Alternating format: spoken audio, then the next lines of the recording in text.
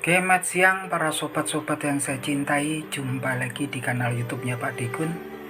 Oke para sobat, jadi belakangan ini kita semua sepertinya kalau hobi perayaman itu disuguhi dengan berbagai macam hidangan ya teman-teman. Seperti yang kita tahu bahwasanya kalau kita lihat di media sosial gitu kan, seperti Facebook, kemudian Telegram dan juga YouTube, kalau kita mau mengakses, mau lihat jenis-jenis ayam gitu kan, jual beli ayam itu mudah sekali teman-teman.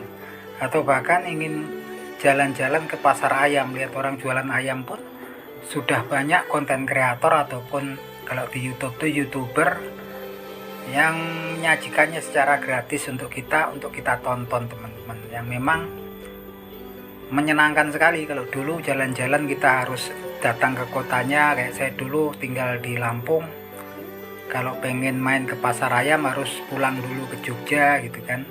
Nah kalau sekarang mudah, tinggal lihat media sosial. Nah teman-teman,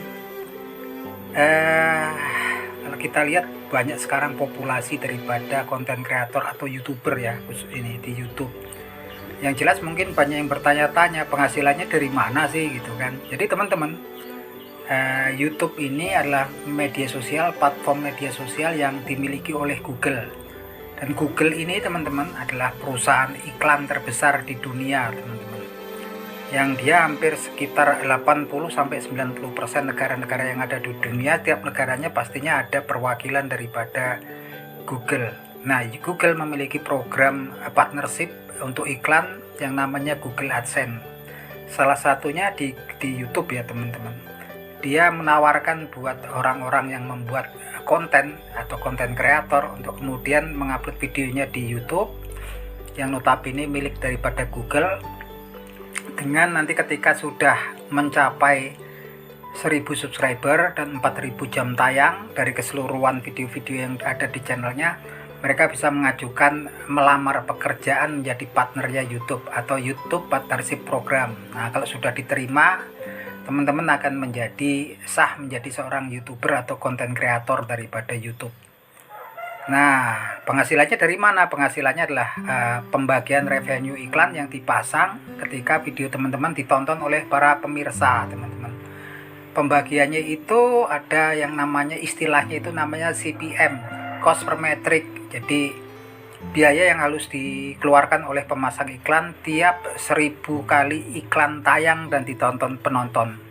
Ingat ya, 1000 kali tayang ketika ditonton penonton, artinya kadang-kadang kan teman-teman nonton video di situ nggak ada iklannya gitu kan, karena iklan ini kan munculnya di waktu-waktu tertentu, nggak terus menerus gitu kan, nggak dihitung tentunya ya, yang hitung nanti algoritma itu teman-teman. Jadi CPM itu ternyata tiap negara itu berbeda-beda ya, dan antara range-nya dari 0,5 dolar sampai dengan ada yang 28 dolar cost per metric, ongkos yang harus dikeluarkan pemasang iklan dari 1000 kali iklan tayang dan ditonton pemirsa. Nah sayangnya teman-teman, kalau di negeri kita Indonesia itu cost per metricnya paling rendah ya teman-teman, termasuk negara yang paling rendah. Even dari negara sekitar kayak Malaysia itu masih 5 dolaran, Australia sampai 7-8 dolaran, Indonesia itu 0,5 dolar atau setengah dolar.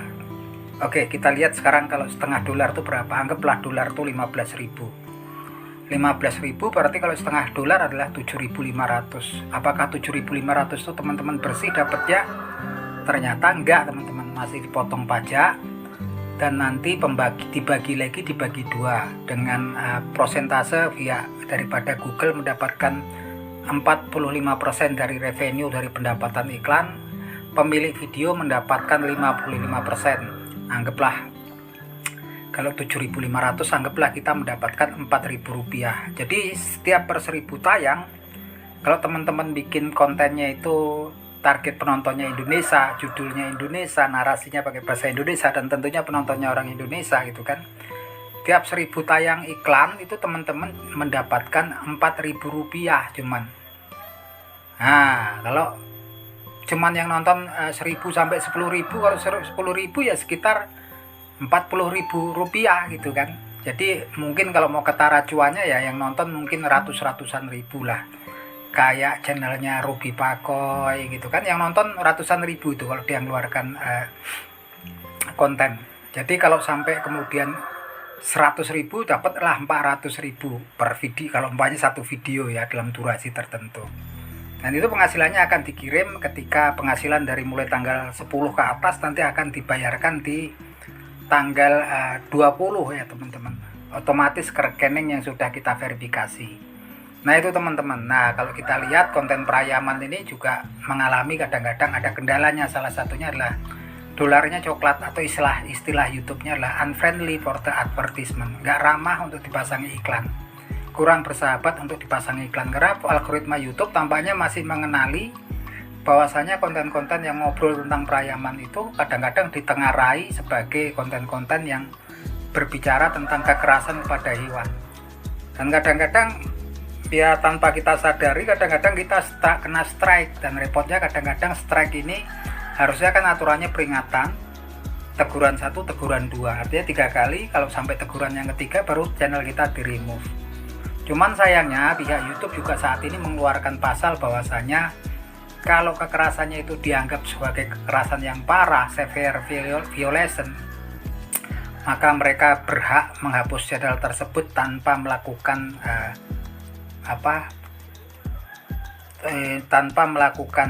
teguran ataupun peringatan ataupun teguran terlebih dahulu. Nah ini kan repot karena itu jadinya kan nggak objektif ya, subjektif. Lagi-lagi kalau sudah di remove channelnya kita nggak bisa melakukan banding ya. Kalau sebenarnya kena strike, nah teguran 1, 2 kita masih bisa melakukan banding untuk peninjauan secara manual oleh pihak YouTube gitu kan. Nah ini tingkat kesulitannya luar biasa dan berbahaya sebetulnya konten perayaman. Jadi kalau mau main di konten perayaman, teman-teman harus nyawanya double ya kalau di YouTube.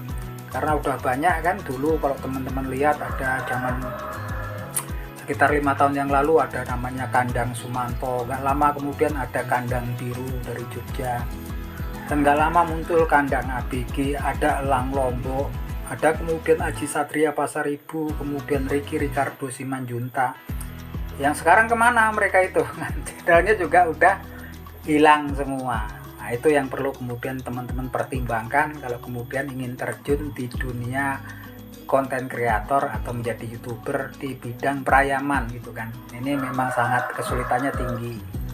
Saya sendiri karena aktif di bidang konten kreator di YouTube di bidang perayaman karena memang hobi ya, dari kecil usia 5 tahun memang seneng, jadi memang untuk bersosialisasi doang, untuk kemudian mencari teman-teman sehobi, kumpul-kumpul teman sehobi di YouTube teman-teman. Jadi kalau masalah konten perayaman di YouTube lagi-lagi hati-hati, nyawanya harus double, siap-siap nanti hilang channelnya. Nah itu. Nah, walaupun kita apresiasi pihak YouTube tiap saat masih terus memperbaiki algoritmanya, saya yakin itu. Nah itu aja teman-teman obrolan kita, semoga bermanfaat. Matur nuwun sudah mampir di channelnya Pak Digun. Yuk.